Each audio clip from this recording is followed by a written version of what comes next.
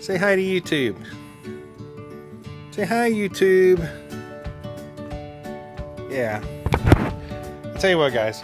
If I could sum up parenting in one thing, it's like you're constantly running around saying, no, don't touch that.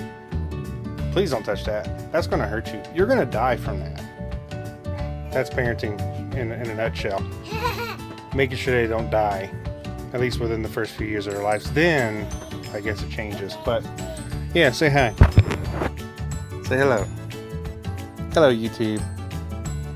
Anyways, that's not the point of this video. But, let's get to talking about this Pit Boss, right? I'm going to fire it up. And the instructions say, I've already done this once. I broiled some burgers on it, and it actually came out pretty good. A little different, not that char that you typically get from like a direct fire grill, but hey, the burger still came out pretty good. So we're going to go ahead and fire this sucker up because I'm going to smoke some baby backs today. And I've already prepped them, and we'll talk about that here shortly. So let's go ahead and take a look at this. Now what I did was I put foil on this plate because easy cleanup. And I can leave that foil on there for a few cooks, and then I'll take it off and, replace it. And there's a little grease collected in there from my last cook. I'll eventually clean that out, but whatever. I have loaded the hopper with some hickory and pecan mix here. There's like some hickory pellets and some pecan in here. Now the instructions say to fire this up to smoke. So that's what we're going to do now. And it says there's a fan in here that's going to blow. So basically, I don't know how many people know how pellet smokers work, but let's break it down for a moment. Basically, there's an auger at the bottom of this pellet feeder, and there's a cup down in there, and there's a little igniter rod, and that little igniter rod, as the pellets feed in it, ignites those pellets. And then there's a temperature probe here that's supposed to monitor like the temp inside here. And if it gets low, the fan kicks up and blows on the fire and makes it hotter. All while producing smoke at the same time. So that's the idea behind a pellet smoker. The pellet is essentially your source of heat, and they just stay ignited through the whole process. And right, is that what they do? Yeah, I don't know what she's doing. Anyways, we're gonna wait for this thing to get smoking. Once it's got some smoke going, then I know it's okay to close the lid. And the instructions say to actually dial this up to like 350 degrees for like 10 minutes and then dial it down to the temperature that I want to smoke at. So I'm going to follow the directions verbatim and see how this goes. I'll get back to you guys here shortly once this thing is starting to put out some smoke and everything. That lets me know that there's a fire down there. I'm trying to think if there's anything else. Now this takes about 5 to 10 minutes to start up. So we'll get back here shortly. Okay, we have a fire. You can hear it. Hear the fan blowing on it. There was a good bit of smoke rolling out of this a minute ago. I'm going to go ahead and close it. We're going to come down here, and I'm going to dial it to 350. And I'm going to do this. Let this go for about 10 minutes. One thing I forgot to mention, the reason why they tell you to get it up to about 350 is like, if you had any other foods from the night before or something, or a week before sitting on there after you cooked, the whole point of the 10-minute 350 degrees is to burn off any bacteria or any kind of weird stuff that might be on the grates. So it's a good time. This is a good time to clean your grates while this thing is hot, and then dial it down to your temp, and hopefully it stays around the smoking temp. So we'll see. I have to say this thing is definitely different than your traditional smoke. Not criticizing it in any way. I don't want anybody to take this as any kind of criticism towards those who use pellet smokers, but this very much reminds me of like using kind of a conventional oven kind of setup, but with smoke. Yeah, there's a fire there. It's completely digitally controlled. There's no just setting airflow and allowing airflow to feed coals or anything like that. This is basically just a fan blowing on a flame and little wood pellets dripping down in there and catching fire and producing smoke. Still an interesting concept, and it just shows you how far we've come along in the smoking world with technology. By the way, here are my ribs. I got 2 racks here. They are both rubbed down with Jack Daniel's rub. Decided just to use a store-bought rub on this because I'm more interested in just demoing this versus making my own rub for this cook. And I really like the Jack Daniel's rub.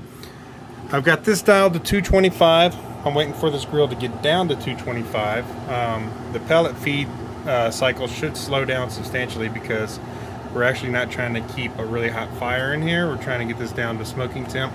It's at 365. I had it set at 350, so it did overshoot a little bit on me.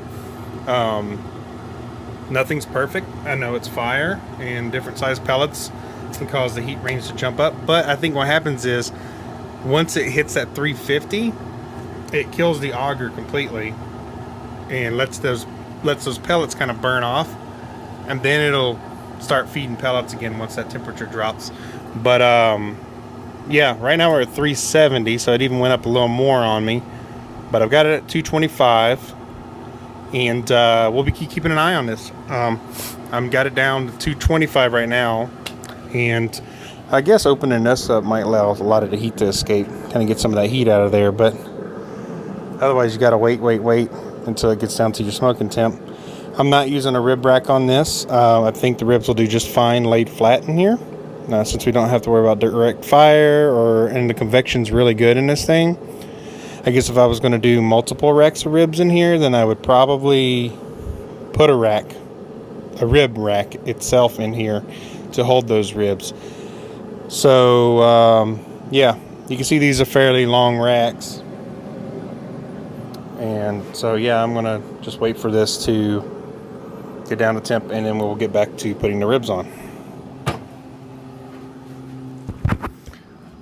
Okay, what I end up doing with this grill is to speed up the cooling down process to my smoking temp. I've got this open and letting the heat kind of die down on it.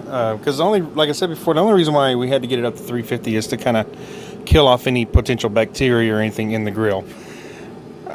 I don't know. I've never done that before, like had to do that with any other grill, and I don't think many people do. But I just heard a pellet fall in, and look, as soon as a pellet falls in, get a lot of smoke generated, which is kind of cool. We're at 240 right now, so we're getting pretty close to smoking temp. We're at 235. It just dropped again.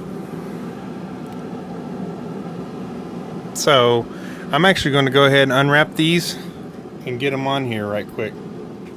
Okay, ribs are on. We got one in the back, one in the front here. Holds a decent amount of rib. I mean, you could probably get away with laying 3 racks horizontally in here. You see a lot of smoke kicking up. This is actually down to 200, so because I set this to 200, so it really stopped putting out a lot of heat. So now I'm going to kick it up to 225, and I'm going to close this. Another thing I noticed about this grill, if you look at it, there's no smoke stack. There's no smoke vent whatsoever. These are not meant to be like super airtight, and I mean, they're really not. If you look on the back of the grill, you can see all my smoke. I don't know if you see it. There's holes back here, and the smoke is billowing out of those holes. It actually comes out here. This thing just produces smoke all over the place. I mean, there's smoke coming. There's smoke leakage all over the place, but it's a different style grill. They're not meant to be super airtight like a traditional charcoal grill or a wood burner, because it's all controlled with a fan, blower, and pellet. So we will get back to these here in a little bit when I wrap them in some butcher paper.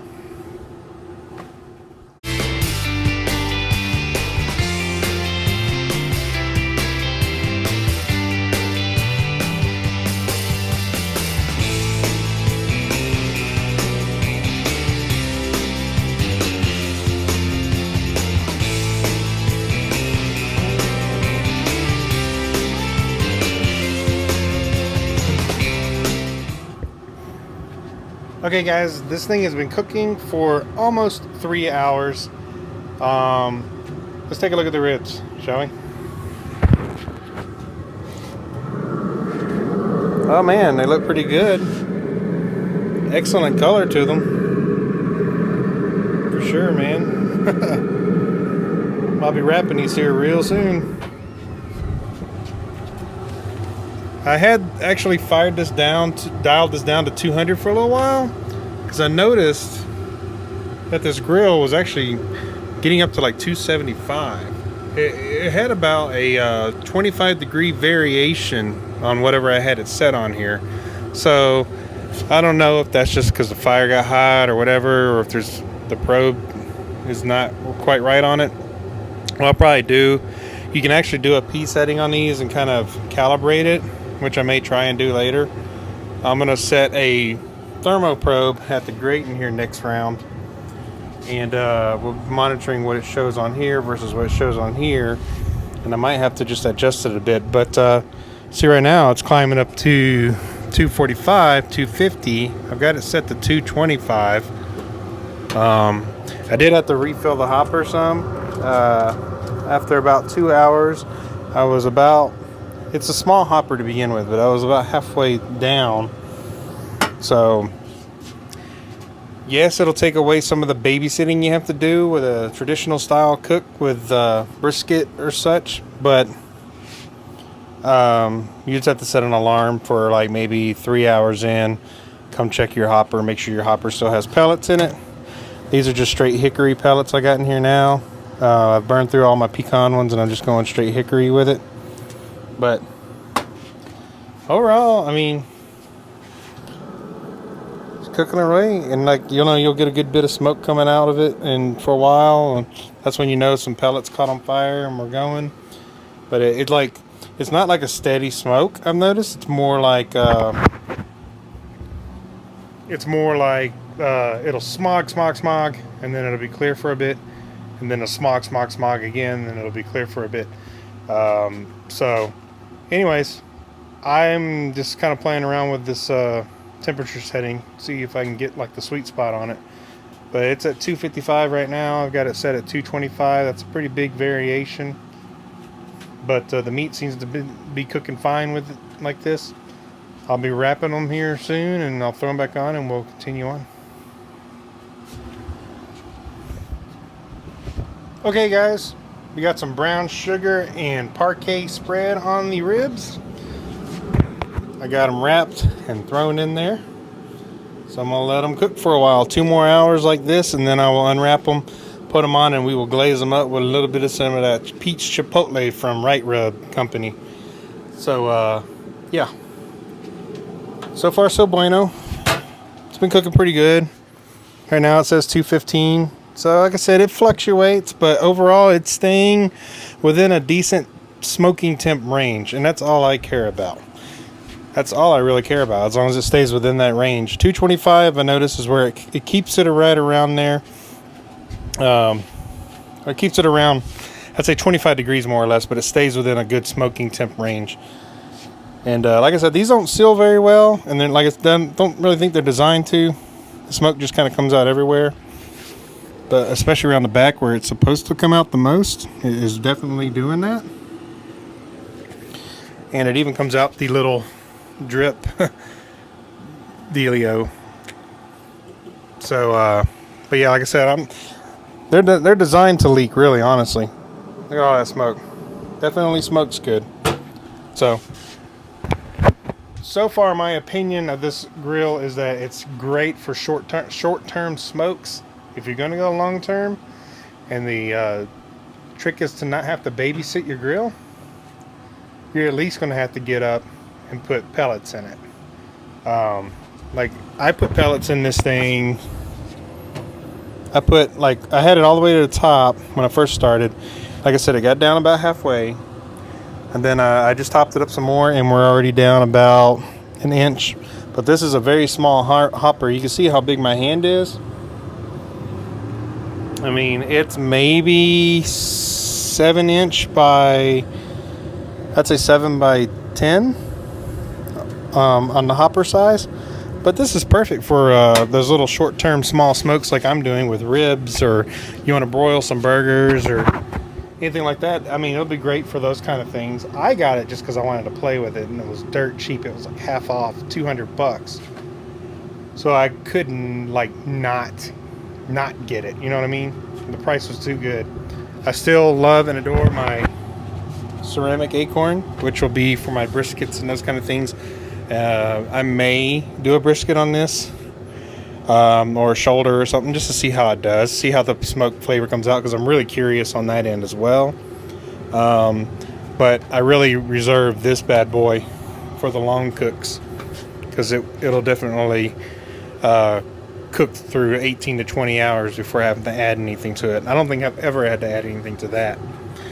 So once the ribs are done cooking, we will see how they did.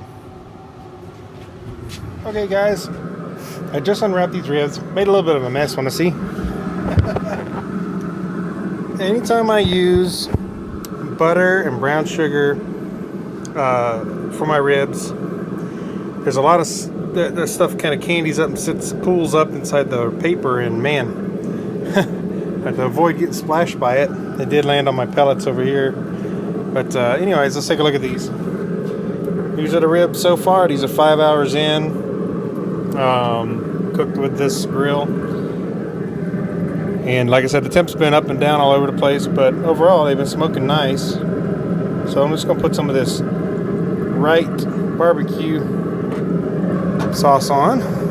This is a chipotle peach sauce, and it is so good, guys. It's real sweet and got a little bit of a bite to it, not much, but enough to have you coming back for more. But yeah, we're at the end of the cook almost. I'm just saucing these up real good, and then we're going to let them cook for 1 more hour. Go ahead and do this sauce here.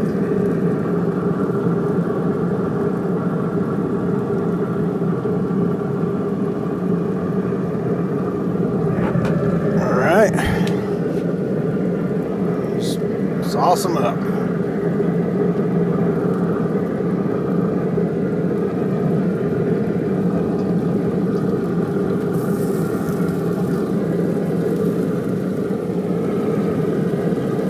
What I'm gonna do next is push these back. Push this rack to the back. Push this rack in. Get all that sizzling. Good stuff. What a mess I made. Let's close it up and let it cook for a little while longer, and then I'll give you my honest opinion about the product turnout on this. So the grilling is done, and I got both racks here. Let's take a look at them, shall we? All right, here's rack number 1.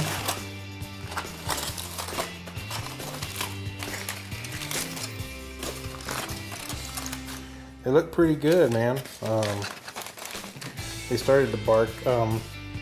The bark isn't as heavy using this grill, but still they look like they turned out pretty fantastic. Let's take a look at this other one.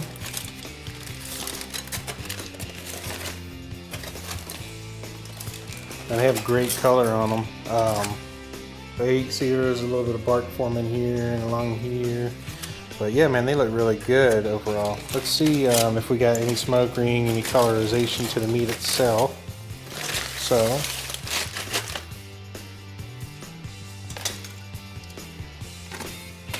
I'm gonna move this rack over. Oh. Look how tender this is. It just fell apart on me here. Oh wow. There's a pronounced color to that meat. Let's just take this half over here since I broke the rack anyways. Let's flip them over and I'm gonna cut them. I'm doing this one-handed. All right, let's cut a rib apart. A couple of ribs apart here. I do a better job when I'm not doing this one-handed, but they are really tender ribs. So let's take this rib. Let's look at it. Good color, man. There's a bit of a smoke ring in there. I'm actually really surprised at how much, because the way it smokes the meat is different, but man, there's definitely some good smoke color in that. Look at that. That's impressive. Now, for the taste.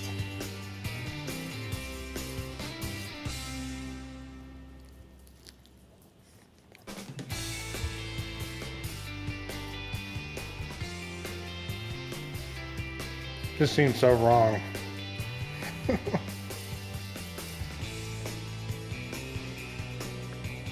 I can't believe these ribs taste this good, man.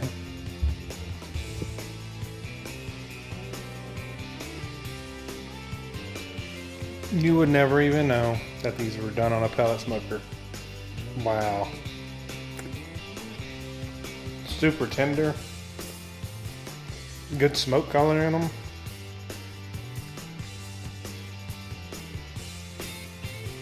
Really good, guys. So I'm gonna keep using it along with my other grill. For those days I don't really feel like watching something, I'll throw them on the other grill. Other grill as in the Pit Boss. But yeah, this is great. So, yeah, napkin here. So other than the fluctuation in the temperature up and down substantially, I mean, I think I got up to 275, 280 once or twice, but it's set at 225. But I think it's because the different size pellets, and when that fan blows in there, it gets the heat a little high sometimes and it ramps up. But it's not a super insulated grill to begin with, so that temperature drops fast anyhow. So I've seen it go down to like 215, 210 really quick. So it kept it, what I would say, in a decent fashion. It kept it within where it needed to be. So I'm pretty happy with it, honestly. So anyways, I just wanted to demonstrate this grill to you guys. It was a hell of a deal. 4th of July sale, $200. I couldn't pass it up. So anyways, y'all have a happy 4th, and we'll see you again soon.